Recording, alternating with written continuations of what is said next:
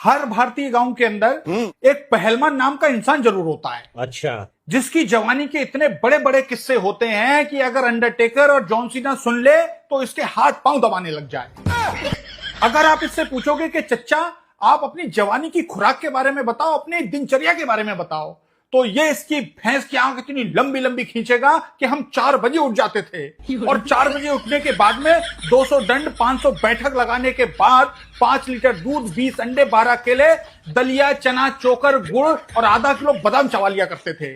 उस टाइम पे हमारी इतनी चौड़ी कलाई झम मोटी हड्डी और 1 क्विंटल वजन हुआ करता था हमारे अंदर, और हम भैंसे के दोनों सींग पकड़ के पछाड़ दिया करते थे। इनके हिसाब से इनमें भाई साहब शेर से ज्यादा ताकत होती थी उस टाइम पे। और इन लोगों ने हिंदुस्तान का कोई ऐसा दंगल नहीं छोड़ा था जहां ये लड़े ना हो। और ये बताते हैं कि जहां जहां मेला लगता था पूरे हिंदुस्तान में वहां वहां ये जाते थे, और कोई ऐसा इन्होंने मेला नहीं छोड़ा जहां ये गए ना हो और लड़े ना हो और जीते ना हो।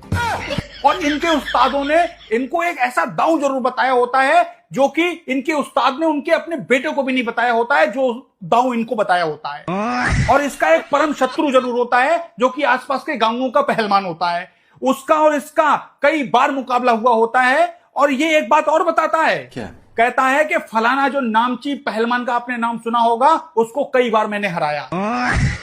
और हर पहलवान की लाइफ में एक मोड़ ऐसा जरूर आता है जहां इसने एक खानदान के 20 लोगों को या पूरी बारात को लठ से जरूर मारा होता है। और ये पहलवान आजकल के जिम जाने वाले लौंडों को देख के कहते हैं कि हैं ये लौंडे क्या बॉडी बिल्डर बनेंगे, 10 किलो 20 किलो वजन उठा के। अरे हम थे अपनी जवानी में पूरा ट्रैक्टर रोक दिया करते थे।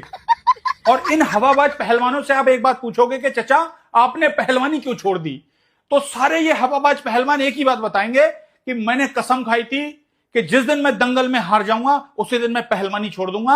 हापुड़ में सन 90 में मैं एक दंगल लड़ रहा था, वहां पे मैं हारा नहीं था, लेकिन मुझे हारा हुआ घोषित कर दिया, उसी दिन मैंने पहलवानी छोड़ दी। अच्छा।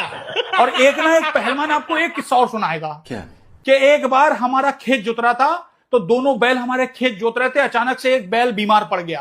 तभी हमारे पापा बोले अब कल जोतेंगे क्योंकि बैल बीमार पड़ गया। मैंने कहा हैं ऐसे कैसे? मैंने उस बैल को खोला और यहां कंधे पे रखा रुमाल, दूसरे बैल के साथ में मैं जुट गया। 2 बजे तक मैंने 2 बीघा खेत जोत दिया।